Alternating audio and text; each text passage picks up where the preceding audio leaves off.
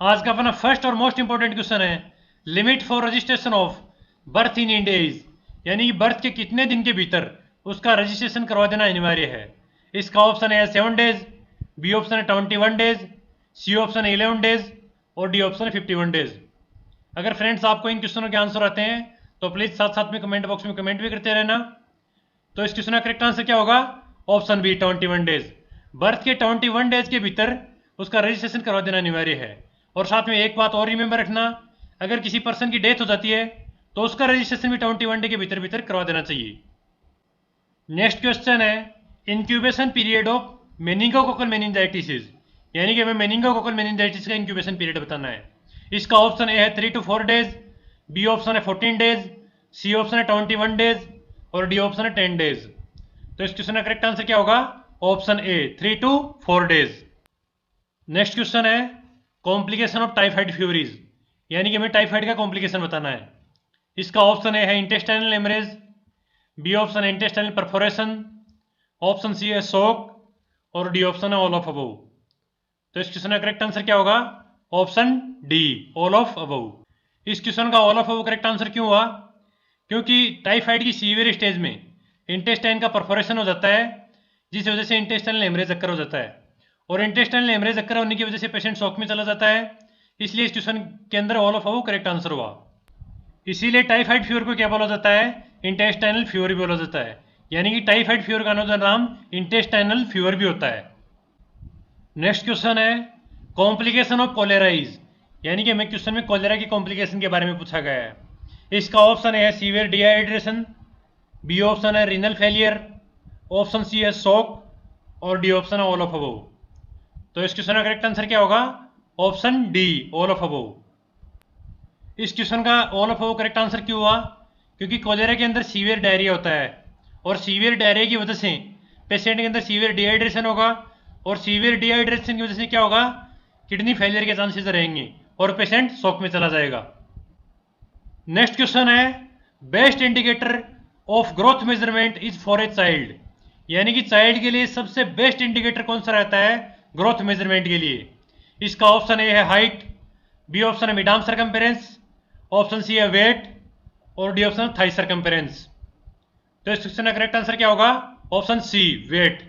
Child में सबसे best indicator रहता है ग्रोथ मेजरमेंट का, वो क्या रहता है? Weight measurement.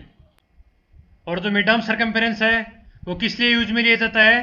किसी भी चाइल्ड का न्यूट्रिशन स्टेटस चेक करने के लिए। और मिड आर्म सरकमफेरेंस किसके द्वारा चेक किया जाता है? साकिर टेप के द्वारा। नेक्स्ट क्वेश्चन है rural health scheme was on the recommendation by which committee, यानी कि रूरल हेल्थ स्कीम का रिकमेंडेशन किस कमेटी ने दिया था?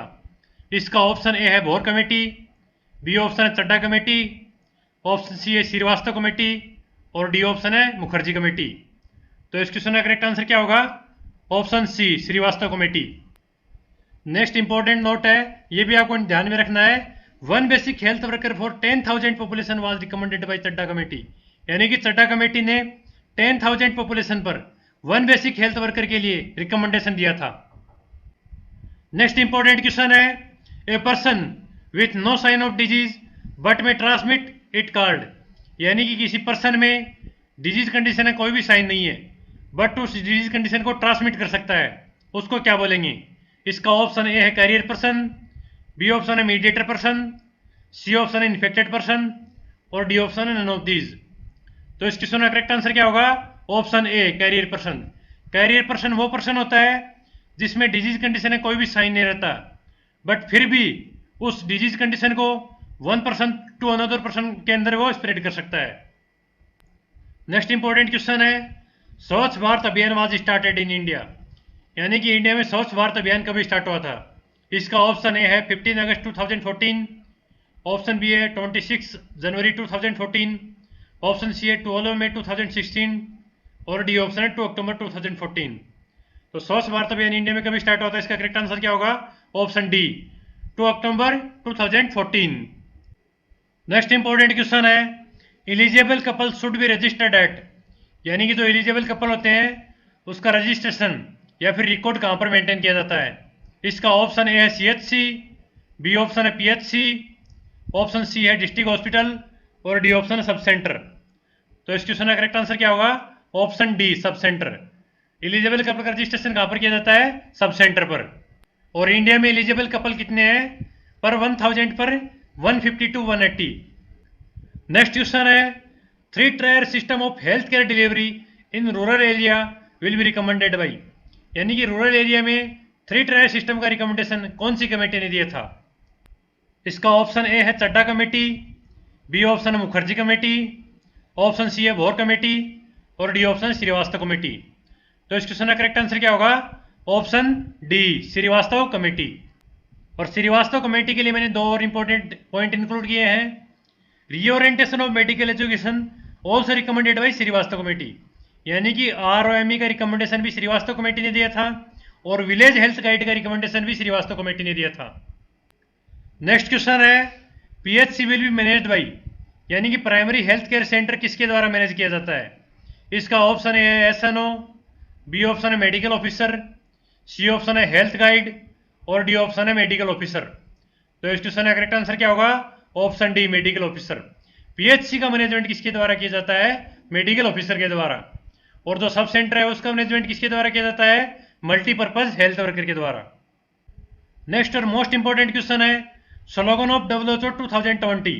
यानी कि मैं वर्ल्ड हेल्थ ऑर्गेनाइजेशन का 2020 का स्लोगन बताना है।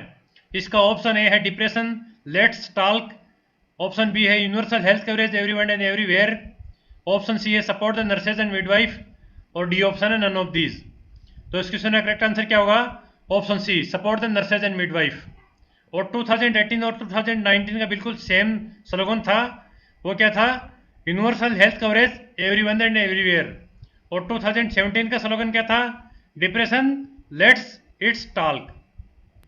नेक्स्ट क्वेश्चन है mobile medical care is provided services to all except. यानी कि जो मोबाइल मेडिकल केयर टीम है वो इनमें से कौन सी केयर प्रोवाइड नहीं करती? इनमें से 3 केयर तो प्रोवाइड करती है वो, बट एक केयर कौन सी प्रोवाइड नहीं करती वो ऑप्शन में चूज करके बताना है। इसका ऑप्शन है primary health care, B option है secondary health care, option C है टर्सरी हेल्थ केयर और डी ऑप्शन है नियर होम केयर। तो इस क्वेश्चन का करेक्ट आंसर क्या होगा? Option C tertiary health care. जो मोबाइल हेल्थ केयर टीम है वो टर्सरी हेल्थ केयर प्रोवाइड नहीं करती। और कौन कौन सी केयर प्रोवाइड करती है? Primary health care, secondary health care और near home care. Next important question है रोड टू हेल्थ कार्ड और the growth chart was first design by. यानी कि रोड टू हेल्थ कार्ड और ग्रोथ कार्ड किसके द्वारा डिजाइन किया गया था? इसका ऑप्शन ए है इवान चेडविक, बी ऑप्शन है both A and C option है डेविड मोरले और डी ऑप्शन है मेंडल। और इस क्वेश्चन का करेक्ट आंसर क्या होगा? Option C David Morley. जो रोड टू हेल्थ कार्ड और ग्रोथ कार्ड है वो किसके द्वारा डिजाइन किया गया था? डेविड मोरले के द्वारा। नेक्स्ट क्वेश्चन है 3 million plan is given by which committee. यानी कि 3 मिलियन प्लान किस कमेटी के द्वारा दिया गया था? इसका ऑप्शन है Kartar Singh committee, B option है Chadha committee, option C Srivastava committee और डी ऑप्शन है भोर कमेटी। तो 3 मिलियन प्लान किसके द्वारा दिया गया था? भोर कमेटी के द्वारा। नेक्स्ट इंपॉर्टेंट नोट ये भी आपको रिमेंबर रखना है a group of medical education and support the man power was proposed by Srivastava committee. यानी कि श्रीवास्तव कमेटी ने एक group of medical education and support the man power का रिकमेंडेशन दिया था। और साथ में एक बात और रिमेंबर रखनी है concept of multipurpose health worker is given by Kartar Singh committee. यानी कि मल्टीपर्पज हेल्थ वर्कर का कॉन्सेप्ट करतार सिंह कमेटी ने दिया था। नेक्स्ट क्वेश्चन है first census was conducted in India. यानी कि इंडिया में फर्स्ट सेंसस कब कंडक्ट हुआ था?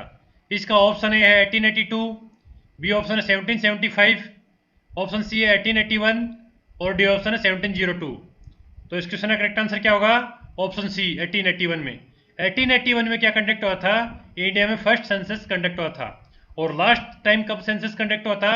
2011 में। और इंडिया में एवरी 10 ईयर से सेंसस को कंडक्ट किया जाता है और अब कब कंडक्ट होने का अनुमान है? 2021 में। नेक्स्ट क्वेश्चन है मिडाम सर्कमफेरेंस इज कॉन्स्टेंट ड्यूरिंग। यानी कि जो मिडाम सर्कमफेरेंस है वो कॉन्स्टेंट कब रहता है? इसका ऑप्शन ए है 0 to 6 मंथ, बी ऑप्शन है 1 to 10 ईयर, ऑप्शन सी है 1 to 5 ईयर, डी ऑप्शन है 10 ईयर। तो इस क्वेश्चन का करेक्ट आंसर क्या होगा? Option B 1 to 5 year. 1 to 5 year के जो चाइल्ड होते हैं उसमें मिडाम सर्कमफेरेंस कॉन्स्टेंट रहता है और ये न्यूट्रिशनल स्टेटस को इंडिकेट करता है। और मिडाम सर्कमफेरेंस किसके द्वारा मेजर किया जाता है? साकिर टेप के द्वारा। नेक्स्ट इंपॉर्टेंट क्वेश्चन है PMJY was launched in India, यानी कि इंडिया में प्रधानमंत्री जन आरोग्य योजना कब स्टार्ट हुई थी? इसका ऑप्शन ए है 2004, बी ऑप्शन 2007, ऑप्शन सी है 2006 और डी ऑप्शन 2018। तो पीएमजेवाई इंडिया में कब स्टार्ट हुई थी? 2018 में। और पीएमजेवाई का नूतन नाम क्या है? आयुष्मान भारत योजना। और पीएमजेवाई करेक्ट कब स्टार्ट हुई थी? 23 सितंबर 2018 में।